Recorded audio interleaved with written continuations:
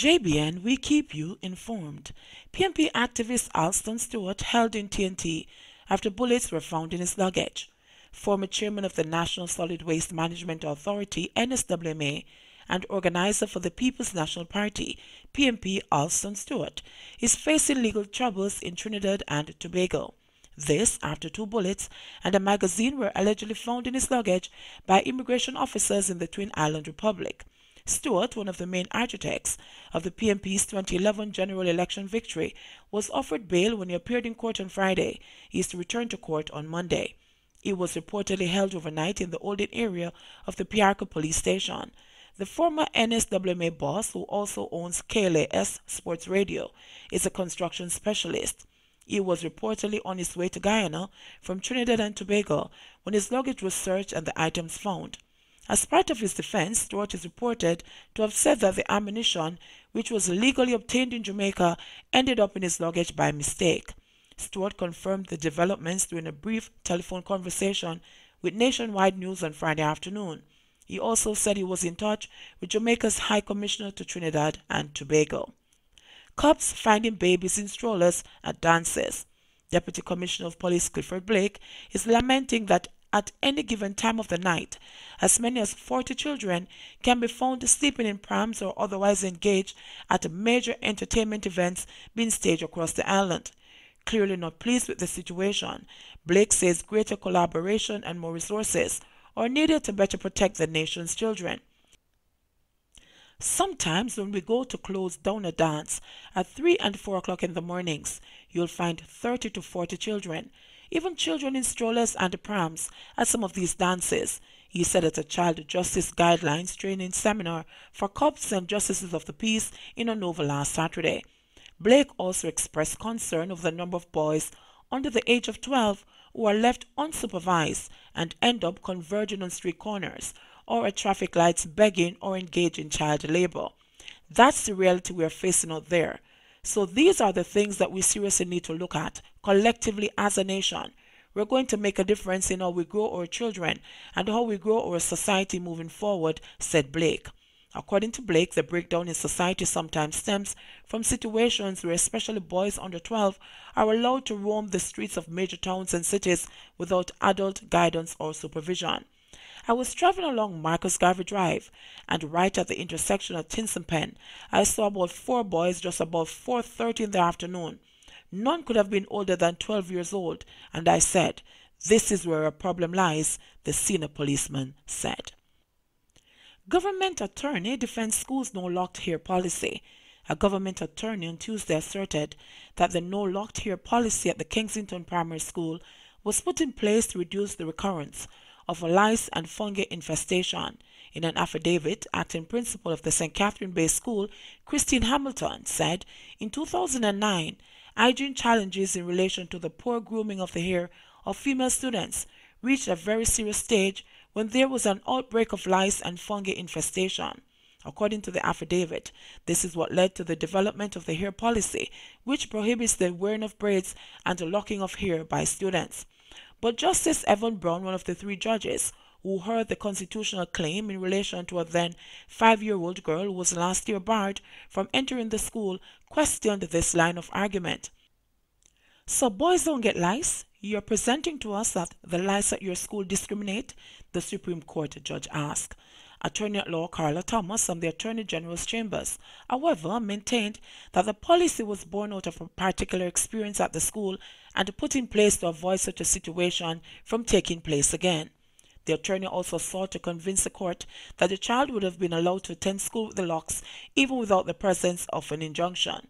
The Supreme Court last August granted an injunction preventing the Board of Management of the school from blocking the young student from entering the school because of her dreadlocked hairstyle.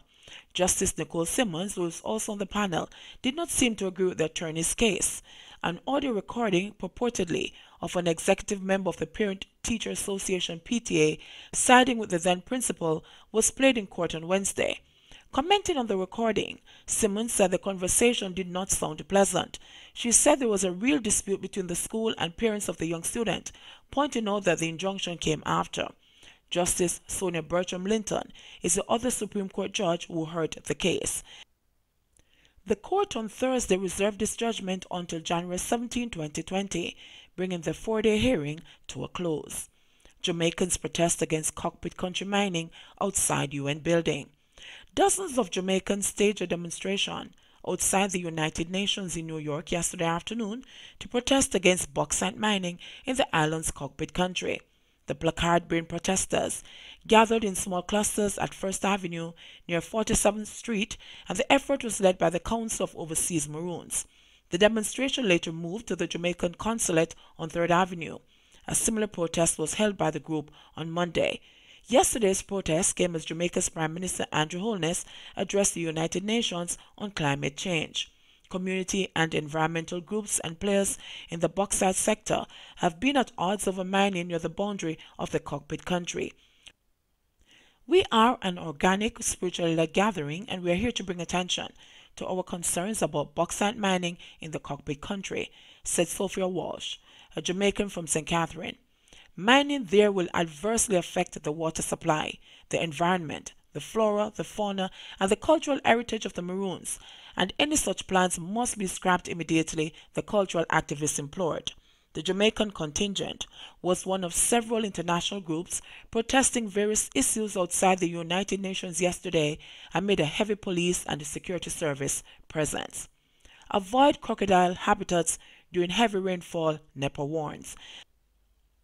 The National Environment and Planning Agency NEPA is advising the public to exercise extreme caution in areas close to swamps, rivers, gullies, and other known crocodile habitats, as the animals are likely to be displaced during the heavy rains. The public is being reminded not to provoke crocodiles, as these sensitive creatures may become defensive if cornered or attacked. Crocodiles are one of Jamaica's many endangered animal species and are protected under law. It is an offense under the Wildlife Protection Act to possess, hunt, kill, capture, or willfully molest the crocodile. Individuals found guilty of the offense may be charged a maximum fine of $100,000 or face 1 year imprisonment. NEPA is urging the public to report crocodile sightings by calling the agency at 876-754-7540 or toll-free 888-991-5005. Individuals may also call 119 or make a report to the nearest police station. Man presents driver's license with name of colorful senior superintendent of police.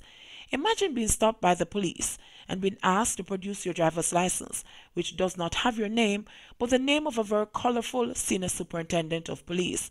Well, Transport Minister Robert Montague said that scenario was played out in St. Catherine. He argued that it is yet another reminder of fraudulent activities impacting safety on the nation's roads.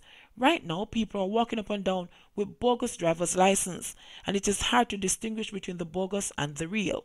For example, a gentleman turned up in Spanish Town and was asked for his driver's license, and he produced a driver's license in the name of a very colorful senior superintendent of police, Montague said in Parliament on Tuesday.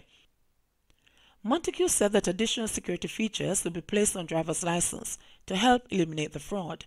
The new regulations under the Road Traffic Act will also allow for digitized tests and periodic retesting. Right now, you go into an examination depot and do the test. A clerk takes it, corrects it, and tells you if you pass or fail. You don't get a chance to see the document itself. What we are moving to do is digitize it. Once you're on screen and online, as soon as you pass, it will be centralized so that no local person or depot will be able to change the scores or interfere with it. It will be centrally dealt with, he said. Montague said the regulations under the Act are being finalized. Although this process is long and people have been waiting, it is a normal legislative process that we have to pay attention to so that we don't keep coming here to amend what we have just passed, he said. Let's divert children from lottery scamming, says DCP Bailey. Acting Deputy Commissioner of Police Fitz Bailey is suggesting that more resources and attention be given to diverting children from getting involved in the illicit lottery scam. He expressed skepticism that social intervention strategies could help to rehabilitate already established lottery scammers. Bailey, who was speaking at a town hall forum in Montego Bay on Monday, argued that he had no evidence to indicate that social intervention impact transnational crimes.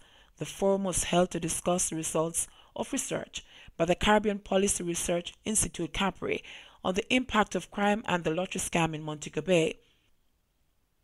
When we look at the lottery scam, there is no transnational organized crime that I know of that social intervention can significantly impact.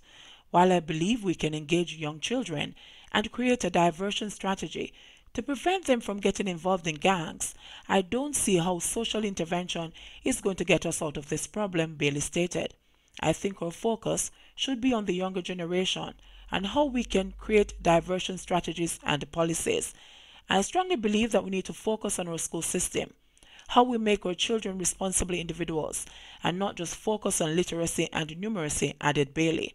In reference to the social and psychological aspects of lottery scamming, as outlined in CAPRI's research, Bailey said that many scammers see nothing wrong with what they're doing. For persons who are involved in these types of crimes, the issue of rehabilitation is very difficult. It's about power, recognition, and self-esteem, and the fact is that a lot of them are of the view that they are not committing a crime. Mention is made in the research about repatriation and where they commit acts against banks and insurance companies. They'll tell you they're taking back some of what is rightfully theirs. How do you reculture these individuals? Asked Bailey, in emphasizing his position. According to CAPRI, more than 25% of Jamaica's population is tolerant and even supportive of the activities of organized crime networks, including lottery scamming. JBN, we keep you informed. Please remember to like, subscribe, share, leave us a comment, and click the notification bell to receive our daily news items.